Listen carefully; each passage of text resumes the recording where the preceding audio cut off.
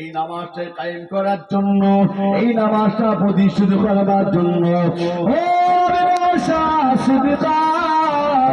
এই নামাজটা কায়েম করার জন্য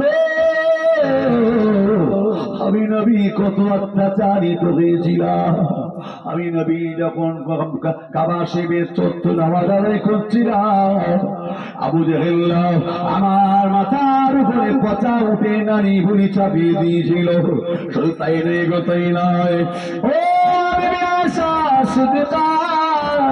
আমি আল্লাহ নবীর নামাজে ছিলাম। আবু জাহেল তার সৈন্য নিয়ে আমার গলায় রুমাল দিয়ে পেঁচে লাগিয়ে টান দিয়ে গলায় ফাঁস লাগিয়ে দিয়েছিল। আমি নবী আমার অক্সিজেন বন্ধ করে দিয়েছিল। ওই অবস্থা আমাকে নিয়ে কত আচার বেড়েছিল। একবার ডান দিক মা দিক দিয়ে আমার আবু বকর জানকে বাজিয়ে রেখে আমি নবীকে বাঁচিয়েছিল। একবার জোরে বলুন সুবহানাল্লাহ। ও আমি আয়েশা সিদ্দিকা, ও আমি আয়েশা, এই নামাজটা প্রতিষ্ঠিত করবার জন্য আমি নবী তায়েফে ময়দানে 15 দিনের জন্য দাওয়াতে গিয়েছিলাম। আমি 10টা দিন দাওয়াত দিয়ে একজনকে আমি ইমানের কালেমা পড়াতে পারি না, আমাকে পাগল বলে তাড়িয়ে দেয়। আমি রাসূলুল্লাহ তাদেরকে কত করে বুঝিয়েছিলাম, এই তায়েফের মানুষেরা, আমি আল্লাহ নবী এই তায়েফের ময়দানে, এই তায়েফেতে, আরে মনে ভুলে যেও না, তোমার এলাকার মেয়ে যার নাম হলো হালিমাতুন সাদিয়া, ওই হালিমাতুন সাদিয়ার ঘরে আমি দুগ্ধ পান করে শৈশব কালটা কাটিয়েছিলাম। ও তারবাসীরা, ওদিন আমি সেদিন আমি মুহাম্মদ বিন আব্দুল্লাহ ছিলাম, আজ আমি মুহাম্মদ রাসূলুল্লাহ হয়েছি। একবার জোরে বলুন সুবহানাল্লাহ। ওই তারবাসীরা, সেদিন আমি মুহাম্মদ বিন আব্দুল্লাহ ছিলাম, সেদিন আমি আব্দুল্লাহর বেটা মুহাম্মদ ছিলাম, কিন্তু আজকে আমাকে আমার আল্লাহ পাক মুহাম্মদ রাসূলুল্লাহ করে পাঠিয়ে দিয়েছে। ওরে তায়েফবাসীরা রে, আমাকে নবী বলে মেনে নাও, ওরা আমাকে মানে না।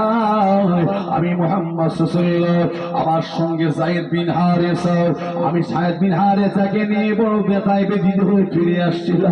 তায়েফবাসীরা রাস্তার মধ্যে আমাকে ঘিরে অত্যাচার শুরু করে দিয়েছে। ওরে মুহাম্মদ রে, তোমাকে যদি অবস্থায় ছেড়ে দে, তুমি আবার এসে আমাদেরকে বিরক্ত করতে পারো, তোমাকে উচিত শাস্তি যদি না দে আবার তুমি আসতে পারো। এই জন্য আমি রাসূলকে তারা পাথর দিয়ে ছুঁড়িয়ে ছুঁড়িয়ে মেরেছিল। ওই পাথরের কানাগুলো ধারো লাগাত লেগে আমি নবীর শরীর জিসমটা কেটে রক্তাক্ত হয়ে গেছিল। আমি নবী পুরো যারা লাল লাল হয়ে গেছিল, ওদের আঘাত আল্লাহ নবী আমি বেহুশ হয়ে পড়ে গেছিলাম। তায়েফবাসীরা মনে করছে মুহাম্মদ বুঝি মারা গেছে বলে ওরা চলে গেল। আল্লাহ পাক জিবরাইলকে পাঠিয়ে দেয়, যাও আমার হাবিব অত্যাচারিত হয়েছে, আমি আল্লাহ কষ্ট সহ্য করতে পারি না। ওরে জিবরাইল রে, আমার নবীকে দিকে দিয়ে দেখো না জিবরাইল,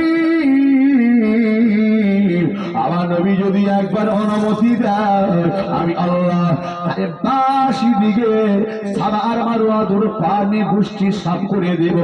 এবার সামনে হাজির হয়ে যাওয়ার নবীকে নিয়ে একটু সান্ত্বনা দেয়, রাসূলকে খেদমত করে। নবী আবার একটু হুঁশ ফিরলেন। আল্লাহ নবীকে জিজ্ঞাসা করছি, ইয়া রাসূলুল্লাহ, ইয়া হাবিবাল্লাহ, ওরা পরে কষ্টখানা আসমানে ফেরেশতা আমরাও কেঁদে জান হয়ে গেল, সহ্য করতে পারি না। আল্লাহকে বললাম আমরা ওদেরকে শেষ করে দেব তায়েফবাসীদের।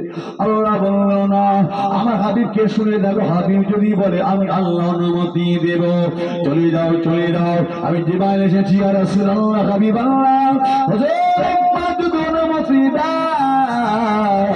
সাবার মারওয়া দুটো পাড় চাগিয়ে নিয়ে তায়েফবাসীদের ঘর্ষণ দিয়ে ওদেরকে শেষ করে দেব। আল্লাহ নবী কেঁদে কেঁদে কি বলেছিলেন, ও ভাই জিবরাইল রে, ও ভাই জিবরাইল, ওরা আমাকে চেনে না, ওরা আমাকে বোঝে না, এই জন্য আমাকে মেরেছে, আমার প্রতি অত্যাচার করেছে। আমি আল্লাহ নবী প্রতিশোধ নিতে প্রতিশোধ নিতে আমি চাই না। আমি নবী প্রতিশোধ নেওয়ার জন্য দুনিয়াতে আসি না, আমি নবী ক্ষমা করে দেওয়ার জন্য দুনিয়াতে এসেছি। একবার জোরে বলে। তাই বাসি দেখে ক্ষমা করে দিলাম, তাই বাসি দেখে ক্ষমা করে দিলাম। ও ভাই রে, ওরা আমাকে ছেড়ে না বলে তাই মেরেছে আমাকে ভাই দিবাই রে। ওদেরকে যদি শেষ করে দাও, আমি নবী কার কাছে দিনে দাওয়াত আমি দেব? ওদেরকে মেরো না, মেরো না, মেরো না। আমি রাসূল আমাকে মেরে রক্তাক্ত করে দিয়েছিল। গায়ে গায়ে দাগ দেখতে পাও, যে সমস্ত আল্লাহ নবীর আঘাত গুলো করেছিল, আল্লাহ নবী করা চারা বাড়িতে ওই দাগ গুলো ক্ষত চিহ্ন, কালো কালো দাগ দেখতে পাওয়া যায়। আম্মা যারা আয়েশা সিদ্দিকা এক তারিখে বলেছিল, ইয়া রাসূলুল্লাহ, আপা নূরে বদনে কিসের দাগ? অনুমতি যদি দেন, কবিরাজের কাছে ঔষধ নিয়ে আপনাকে একটু সেবা করতে চাই, দাগগুলো যাতে মুছে যায়।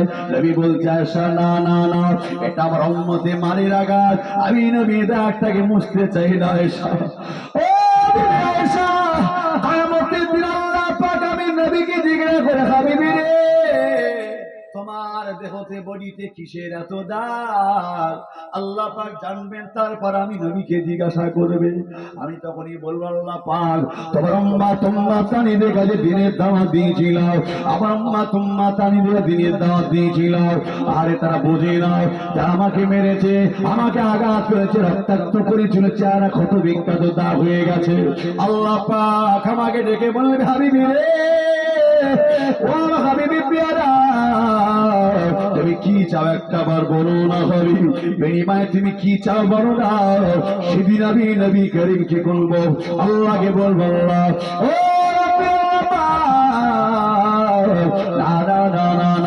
আমার এই দাগের কারণে আমি অত্যাচারিত হয়েছি, আপনি আমাকে আজকের দিনের বিনিময় আমাকে চাইতে বলছেন, আমাকে চেয়ে নিতে বলছেন, বিনিময় আপনি আমাকে চেয়ে নিতে বলছেন।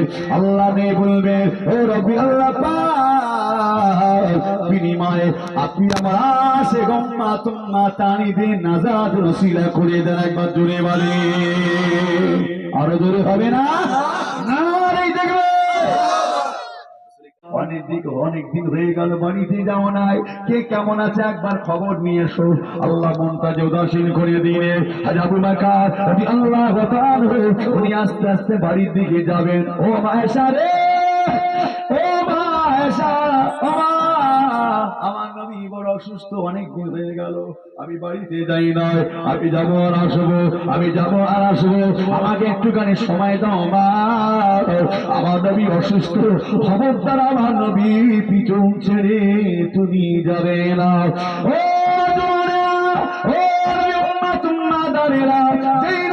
চলে গেলেন তিনিও কাঁদেন, আম্মাজান ফাতিমা রাদিয়াল্লাহু আনহা আব্বাজান আব্বাজান বলে কাঁদতেন। আল্লাহ নবী হযরত ফাতিমাকে বেশি মহব্বত করতেন। আল্লাহ পাক আমার নবীকে, আল্লাহ পাক আমার নবীকে কম বেশি 6টা সন্তানাদি আল্লাহ আমার নবীকে দান করেছিলেন। একবার জোরে বলে, ও জওয়ানেরা, আল্লাহ নবী বড় মেয়ের নাম ছিল কি যায়েনব, আল্লাহ নবী মেজো মেয়ের নাম ছিল রুকাইয়া, সেজবের নাম ছিল কুলসুম, আর চতুর্থ নম্বর মেয়ের নাম ছিল হযরত ফাতিমা রাদিয়াল্লাহু আনহা। যুবকেরা, ও উম্মাত উম্মাতানেরা, আল্লাহ নবী ইন্তেকালের আগে সমস্ত সন্তানাদি মারা গেছিলেন। আর কবে দেখতে পাওয়া যায় সমস্ত সন্তানাদি আম্মাদার খাদিজার পেট থেকে আল্লাহ দান করেছিলেন খালি একটা সন্তান, মারিয়া কিপ্তিয়া। আম্মাদার মারিয়া কিপ্তিয়ার পেট থেকে দিয়েছিলেন জান্নাতুল আবুল কাসেম। ও জওয়ানেরা, আল্লাহ নবী ইন্তেকালের আগে তিনিও মারা গেলেন। অবশেষে হযরত ফাতেমাকে আল্লাহ বাঁচিয়ে রাখলেন। আল্লাহ নবী কাঁদতেন, আল্লাহ পাক আমার মরণের আগে আমার বেটা বেটি সব চলে গেল। একজন পিতার কাছে সবচেয়ে বেশি ভারী হয়ে যায় তার বেটা বেটিদের লাশ। ও জওয়ানেরা, আল্লাহ নবীকে দিয়েছেন। আল্লাহ পাক আমার নবীকে জানিয়ে দে, হাবিব তুমি কেঁদো না, কেঁদো না, কেঁদো না, কেঁদো না, হাবিব তুমি কেঁদো না। ঈশ্বর সুসংবাদ দেওয়া হবে আমাদের খাদিজাতুল কুবরা, তিনি আম্মাজান ফাতেমার জন্ম দেওয়ার আগে ঘুমের ঘরের স্বপ্ন কি দেখলেন? আসমানে উজ্জ্বলিত তারকা আম্মাজান খাদিজাতুল কুবরা করে চলে আসলো। ওই তারকার মক্কা মদিনার প্রত্যেকটা ঘরে ঘরে আল্লাহ পাঠিয়ে দিলেন। একবার জোরে বলে আল্লাহ নবীকে ডেকে বলছি, ইয়া রাসূলুল্লাহ আমি খাদিজাতুল কুবরার স্বপ্ন আমি দেখলাম। তখন হযরত ফাতেমা পেটের মধ্যে ছিলেন। আল্লাহ নবী কি বলেছিলেন? ও আমার বিবি খাদিজা, আল্লাহ পাক আমাদের সমস্ত বাচ্চা বাচ্চিকে তুলে নিয়েছে। এখন যে বাচ্চিটা আল্লাহ হয়তো যে বাচ্চা বাচ্চি দেবে, ওই বাচ্চার উসিলায় কিয়ামত পর্যন্ত আমি নবী আমার সিলসিলায় কিয়ামত পর্যন্ত আমি নবী আমার নূর আমার জ্যোতিটা আল্লাহ জারি রেখে দেবে। জোরে হবে না? ও জোরেরা জোয়াগেরা, সেই ফাতেমা দুনিয়া এসেছিল অনেক লম্বা কাহিনী। ও জোয়ানেরা, আলোচনা করতে গেলে হাসান হোসেন সম্পর্কে চলে যাবে অনেক লম্বা কথা, লম্বা কাহিনী যুবকেরা। তবে আমি একটু সবে ফিরে আসি। তবে দেখতে পাওয়া যায় আল্লাহ নবীর বেনি ফাতেমা একাই যখন বেঁচে ছিলেন। সব যদি মারা যায়, একটা বেঁচে থাকে, মহব্বত তার উপর বেশি না কম হয়? আল্লাহ নবী দূরে বিয়ে দিলেন না, কাছাকাছি বিয়ে দিলেন। হযরত আলীর সঙ্গে যে আলীর ঘরে নাই, মক্কা জমিনে ঘর ছিল আলী ইবনে আবি তালেব, আবু তালেবের বেটা, কিন্তু মদিনার সাথে আলীর ঘর নাই। আলী থাকতেন কোথায়? রাতের আধারে মসজিদে নববীর একটা কোণে তিনি রাত যাপন করতেন। একবার জোরে বলে আলীকে নবী নিজের বেটিকে বিয়ে দিলেন। কারণ হযরত আলী দূরে যাবে না, দূরে কোথাও যাবে না, আমার কাছে থাকবে, আমি নবী জানি। এজন্য আমার বেটি ফাতেমা আমারই কাছে থাকবে, কাছাকাছি বিয়ে দিয়ে দিলেন। ও জওয়ানেরা, ওই ফাতেমা নবীকে তো ভালোবাসে, আল্লাহ নবী ফাতেমাকে তো ভালোবাসে। আল্লাহ নবী 1 তারিখ আম্মা আয়েশা সিদ্দিকা একটা হাদিস বর্ণনা করলেন। আল্লাহ নবী বললেন, আম্মা জান বলছে খারাজা, আমি দেখলাম নবী ঘর থেকে বার হলো, এমন একটা কালো চাদর নবী পরলেন। আম্মা জান ফাতেমার ঘরে দরওয়াজায় দাঁড়ালেন। ও ফাতেমা, ও আমার আলী বেরিয়ে এসো। বেরিয়ে চলে এসে আল্লাহ নবী ডান দিকে চাদরটা উঁচু করলেন, ডান দিকে আলী আর ফাতেমাকে ঢুকিয়ে নিলেন। ডাক দেয় মা হাসান হোসেন রে বেরিয়ে এসো। ওদের বাঁ দিকে চাদরের মধ্যে ঢুকিয়ে নিলেন। আল্লাহ নবী চাদরের দুটো কানা ছেড়ে দিলেন, চাদরের মধ্যে ঢেকে রেখে আল্লাহ তাআলা দুই হাত তুললেন। আল্লাহুম্মা আহলে বাইত, ও রাব্বি আল্লাহ, এরা হলো আমার আহলে বাইত। আল্লাহ পাক এদেরকে যারা ভালোবাসবে, আমি নবীকে ভালোবাসবে। এদের সঙ্গে কেউ যদি দুশমনি করে, আমি নবী আমার সাথে তারা দুশমনি করবে। ও জওয়ানেরা যুবকেরা, ও অনেক লম্বা কথা। আল্লাহ বিদায় দিয়ে হযরত ফাতেমা কাঁদতে বাজার, আপনি চলে গেলে আমি কি নিয়ে থাকবো? আপনি চলে গেলে আমি কি নিয়ে থাকবো? এত ভালোবাসেন আল্লাহ নবীকে। আল্লাহ নবী ইন্তেকালের পরে হযরত ফাতেমার জন্য আলাদা একটা হযরত আলী ঘর তৈরি করে দিলেন। ওই ঘরটা হলো বাইতুল হুজুর, ওই ঘরটা হলো বেদনার ঘর, কষ্টের ঘর। ওই ঘরে বসে আমার নবীর জন্য তিনি কাঁদতেন। ও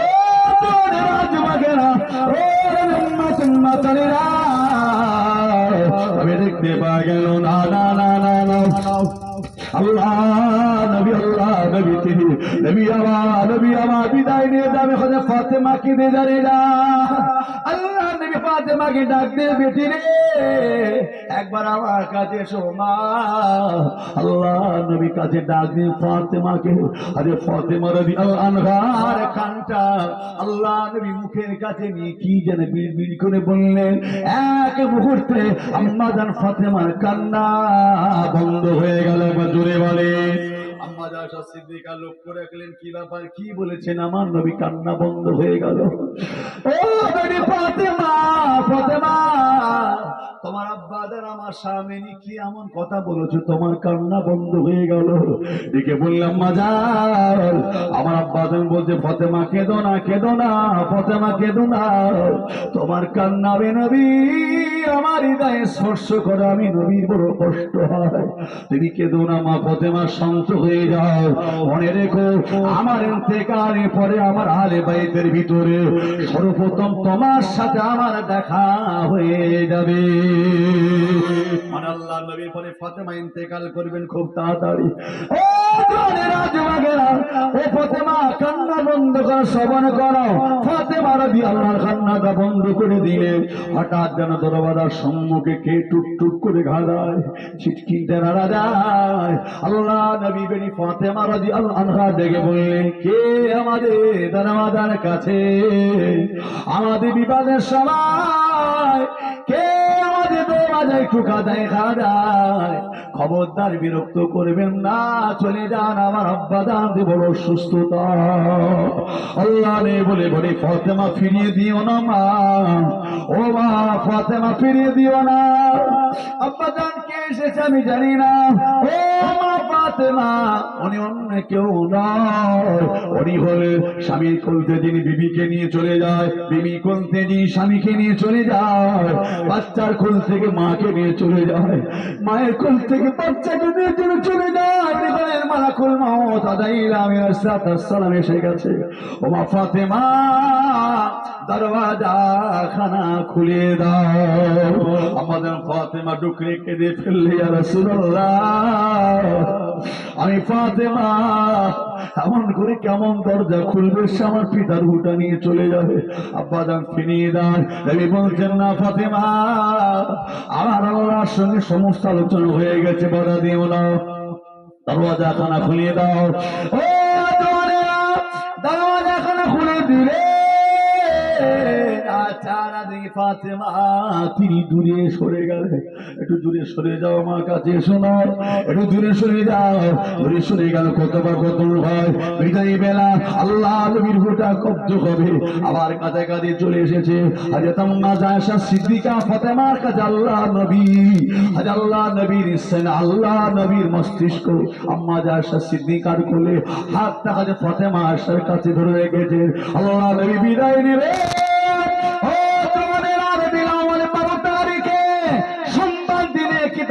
লিখলেন মুস্তাদনিব রাহমাতুল্লাহ কিতাবে লিখলেন, ইবনে কাসি তিনি কিতাবের মধ্যে লিখেছেন, মুস্তাদনিব ইবনে কাসি রাহমাতুল্লাহ কিতাবে লিখলেন, ওই কিতাব মুকদ্দাসটা আমার আশা আজিমের পাশে হয়ে যাক। নবী বলছেন, আল্লাহ আমি খুশি নয়। আল্লাহ যদি দায়িত্ব নেয় মার খাওয়ার কোনো জায়গা আছে? তারপরে কেন মার খায়? আসলে একটাই কারণ, আল্লাহ দায়িত্ব নিয়েছে নবীর ওসিলায়, কিন্তু নবীর আদর্শ যদি আমার মধ্যে না থাকে তো মার আমি খাবো, তো খাবে কারা? ঠিক না ভুল বলেন? আল্লাহ বলছে যদি নবীওয়ালা হয়ে যাও, আশিকে রাসূল হয়ে যাও, আমার নবী আদর্শিত হয়ে যাও, তুমি তাহলে মুমিন বান্দা হয়ে গেলে। আল্লাহ কোরআনে জানিয়ে দেয়, ওয়াকান হাক্কুন আলাইনা নাসুল মুমিনিন, ওই মুমিনের হেফাজতের দায়িত্ব আল্লাহ নিজে নিয়ে নেবেন। একবার জোরে বলে। নাকি যারা অত্যাচার করছে এদের ক্ষমতা কি আল্লাহ চেয়ে বেশি বলে মনে হচ্ছে? কখনো নয়। আল্লাহ বলেছে ইন্নাল্লাহা আলা কুল্লি শাইইন কাদির, সমস্ত শক্তির বড় শক্তি হচ্ছে আমার আল্লাহ। একবার জোরে বলুন। আপনি তো আল্লাহর হয়ে দেখেন কি মজা আছে। পৃথিবীর কারো ক্ষমতা না আপনার পশম পরিমাণ ক্ষতি করবার। বান্দা যদি আল্লাহর হয়ে যায়, পৃথিবীর শুরু থেকে ইসলামী দুশমন মুসলমানের দুশমন ছিল কি ছিল না? ফেরাউন কত দুশমনি করেছে, আল্লাহ নাস্তা নাবুদ করে দিয়েছে, মিশরের নীল নদীর পানিতে চুবিয়ে চুবিয়ে মেরেছে। নমরুদ ইব্রাহিম নবীকে ধ্বংস করতে চেয়েছিল, আল্লাহ তাকে ধ্বংস করেছে না করে নাই, মশা দিয়ে ধ্বংস করে দিয়েছে। একবার জোরে বল সুবহানাল্লাহ। ইসলামী দুশমন শুরুতে ছিল আবরাহা বাদশা, কাবার দুশমন হয়ে গেল, কাবা ভাঙতে গেলে আল্লাহ তাকে ধ্বংস করে দিয়েছে। ঠিক না ভুল বলেন?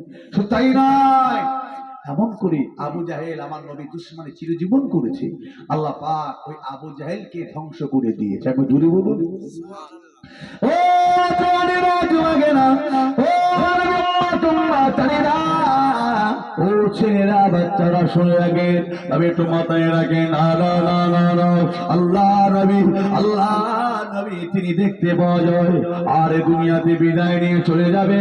আম্মা তুম্মা তানি দেখো আমার নবী বলতে পারেন না।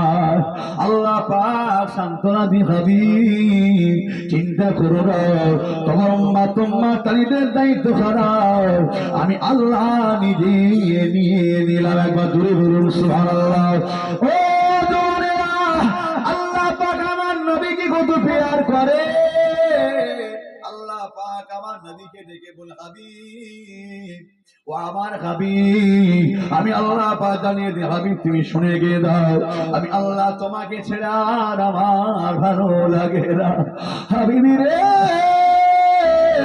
তোমার ইন্তেকালে পরে আমি আল্লাহ চাই তোমার মাজার আকদাসটা আমার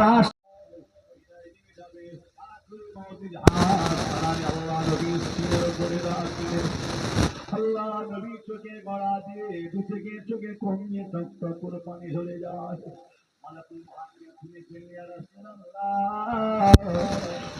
আবার কেন কাঁদেন আপনার কি মনে করিস আজ একটু আল্লাহকে বলবে। আল্লাহ নবী বললেন,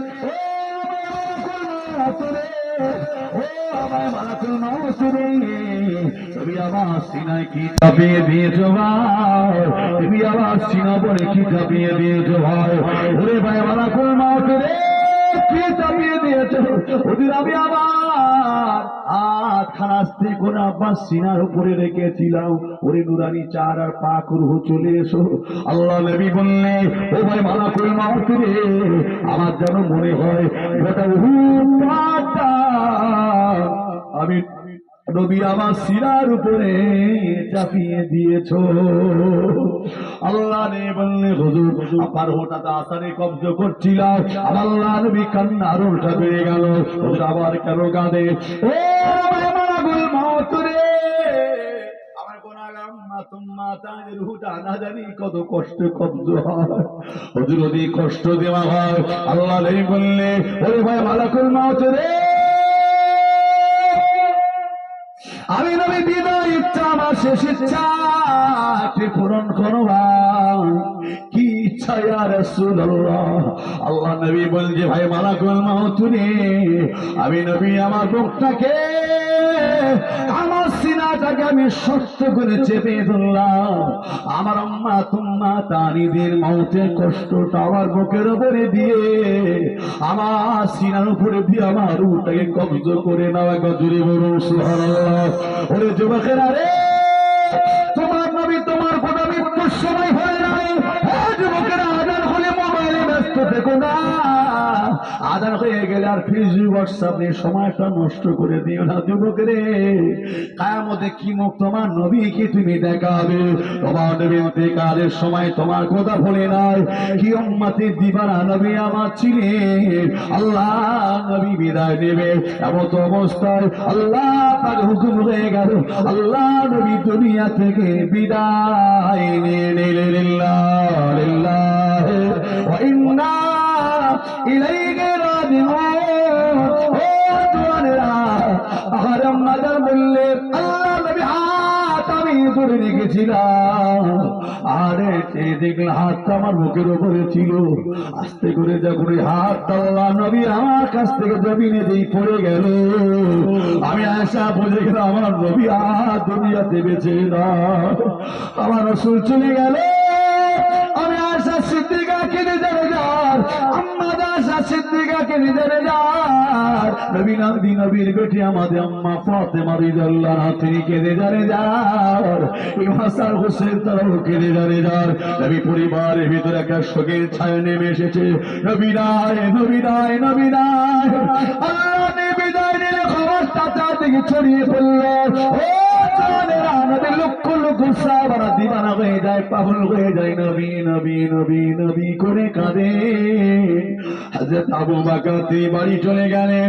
আল্লাহ নবী একজন সাহাবা দৌড়ে গিয়ে খবর দেয়, আবু বকর, ও আবু বকর, তুমি কি খবর রাখো বাবা,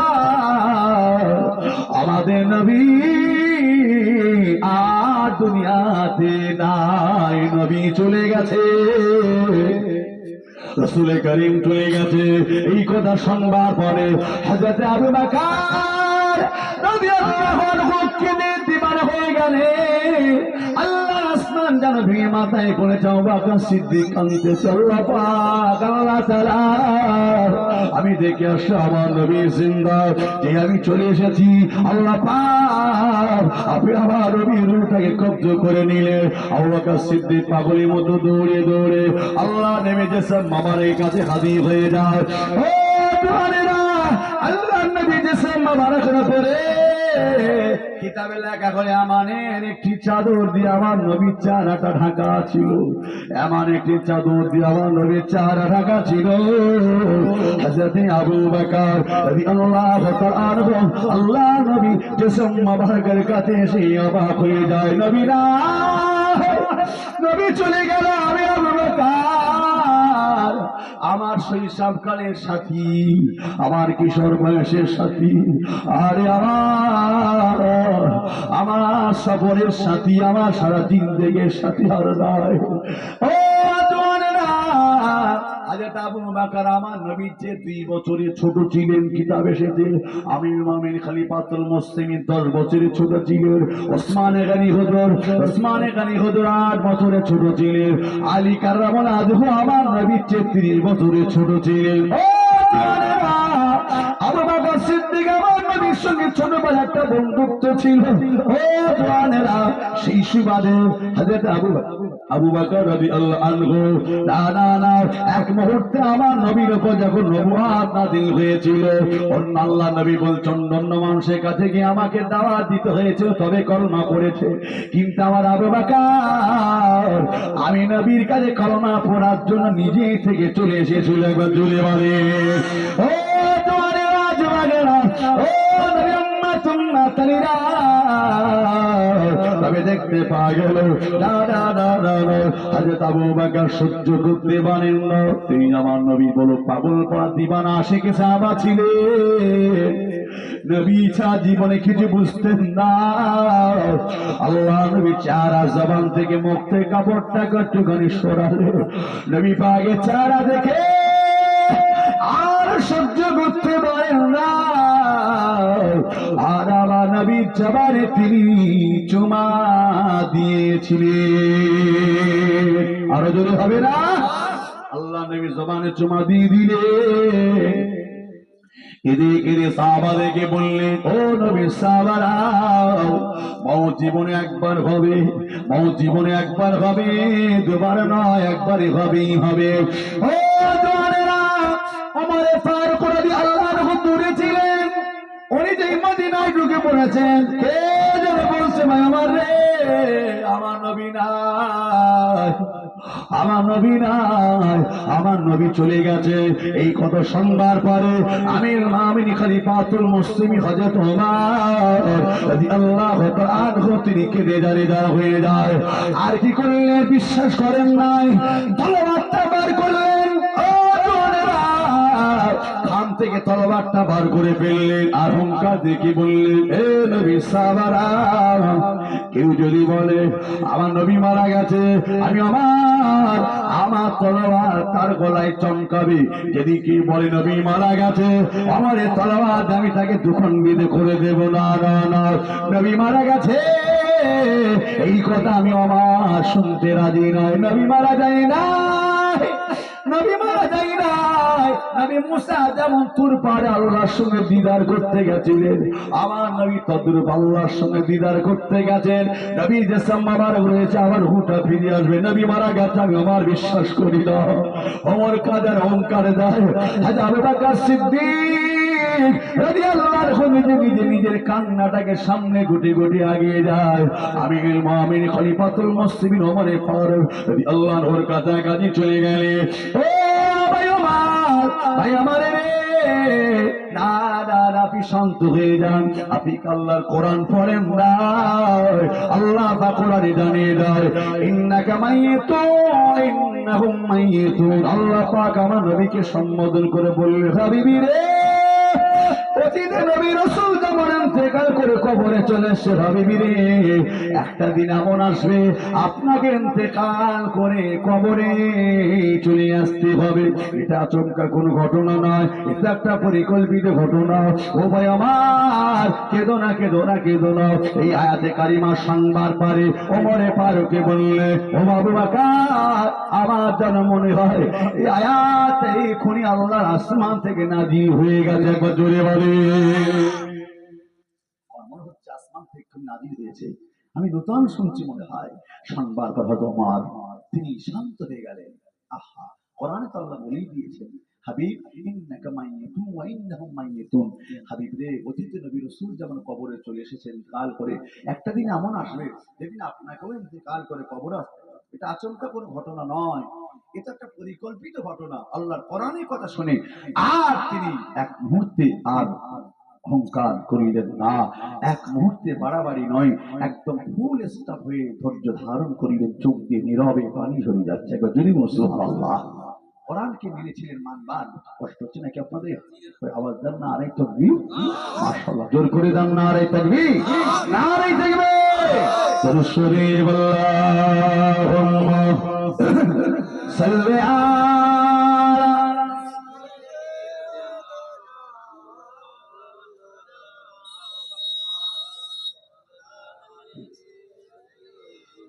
وعلى آل سيدنا। মরণ একদিন হবে কি হবে না বলুন?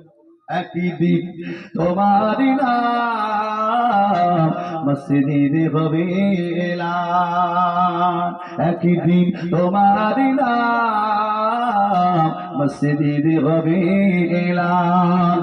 তৈরি থেকো, তৈরি রেখো সুন্নতে আমল ঈমান, একদিন তোমারি নাম মসজিদে হবে এলান। একদিন তোমাকে পরিয়ে কাপন, সঙ্গী স্বজন করিবে দাপন। হঠাৎ চলে যাবে আদরের দান, প্রিয় মা বাবার ভাসিয়ে নয়ন। তৈরি থেকো, তৈরি রেখো কোরআনি জীবন বিধান, একদিন তোমার নাম মসজিদে হবে এলান। আল্লাহুম্মা।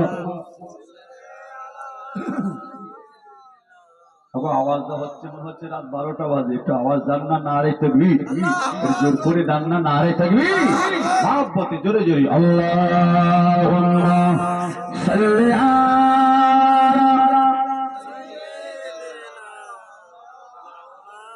ওয়া আলা আলি সাইয়্যিদিনা। আচ্ছা, আমার আওয়াজ কি কোনো ক্রমে কম মনে হয়েছে আপনাদের? হ্যাঁ, তারপরও কিন্তু আমি খুব ক্লান্ত। বিশ্বাস করুন, আজকে আমি মালদা থেকে ফিরলাম, 16 থেকে 17 দিন ছিলাম। একদম দুটো জীবনী জলসা, মালদা বেশি জীবনী জলসা হয় আপনাদের দোয়ায়, প্রতি বছর যাওয়া হয় কম বেশি। 4 জন সাহাবার জীবনী হয়েছিল 8 দিন, সেখানে করলাম। পরে করলাম এই নামে হাসান হোসেন হুজুরদের জীবনী করলাম।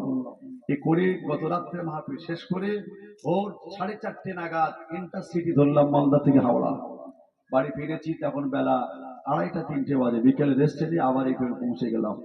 ভাই, আপনাদের নেক দোয়ায় আমরা স্টেজে উঠলে চেষ্টা করি মানুষকে অন্তত যথেষ্ট সাধ্য হোক চেষ্টা করে বোঝানোর, কিন্তু শ্রোতা ঝিমিয়ে গেলে বক্তা ঘুমিয়ে যায়, তাই না?